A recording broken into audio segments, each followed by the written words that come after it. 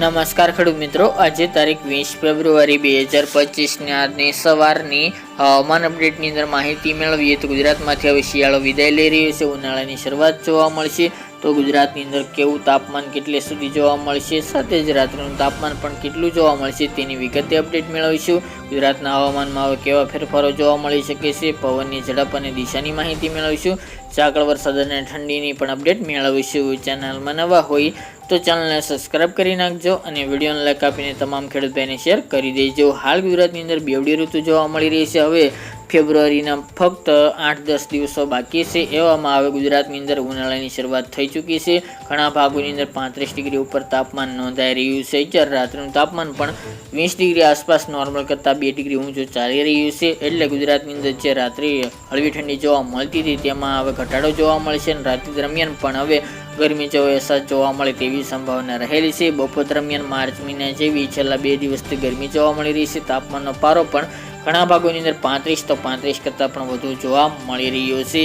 હવે છેલ્લા 8-10 દિવસ દરમિયાન હજુ તાપમાન 35, 36, 37 એટલે સુધી જોવા મળે તેવી સંભાવના રહેલી છે. ત્યારબાદ મિત્રો માર્ચ મહિનાની શરૂઆત થતાં 40 ડિગ્રી આસપાસથી તાપમાન જોવા મળે તેવી સંભાવના રહેલી છે.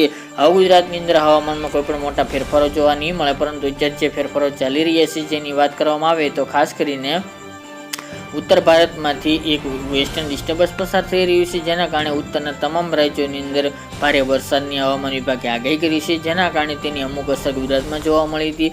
છેલ્લા 2 દિવસ દરમિયાનથી ગુજરાતના કચ્છના ભાગો, સૌરાષ્ટ્રના ભાગો, ઉત્તરના ભાગોની અંદર વાદળછાયું વાતાવરણ જોવા મળ્યું હતું. તેમજ 1-2 ભાગની અંદર છાંટા પણ જોવા મળ્યા હતા. પરંતુ આજથી હવે સમગ્ર ગુજરાતનું હવામાન એકદમ સાવ ચોખ્ખું જોવા મળે તેવી સંભાવના રહેલી છે. ગુજરાતની અંદર કોઈ માવઠાની વરસાદની સંભાવના નથી. તેમજ મિત્રો આ સિસ્ટમની અસર પણ ગુજરાતમાં નહિવત જોવા મળશે, કારણ કે આ ફક્ત ઉત્તર ભારતના રાજ્યોમાં અને અસર કરે અને ત્યાં વરસાદ લાવે તેવી સંભાવના રહેલી છે. બાકી ગુજરાતને કોઈ ખતરો જણાતો નથી. હવે ગુજરાતની અંદર વિધિવત રીતે ઉનાળો જોવા મળશે.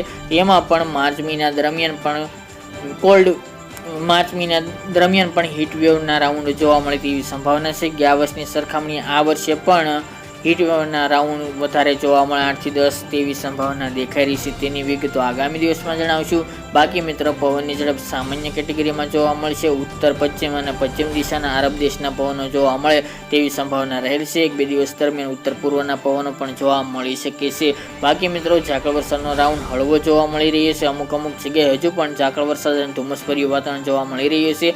એમાં પણ પશ્ચિમ સૌરાષ્ટ્રના જિલ્લાઓ હોય, કચ્છના ભાગો અને ઉત્તર ગુજરાતના 1, 2, 3, 4 વિસ્તારોની અંદર ઝાકળ વરસાદ જોવા મળી રહી છે, પરંતુ હેવી નથી જોવા મળી રહી. અમુક વિસ્તારની અંદર હેવી જોવા મળી રહી છે. બાકી મિત્રો આ 2 દિવસ દરમિયાન કન્ટિન્યુ જોવા મળશે. કોઈ પણ ફેરફાર હશે આગામી દિવસની અંદર તો અવશ્ય માહિતી આપતા રહીશું. આ હતી મિત્રો આજની વહેલી સવારની અપડેટ.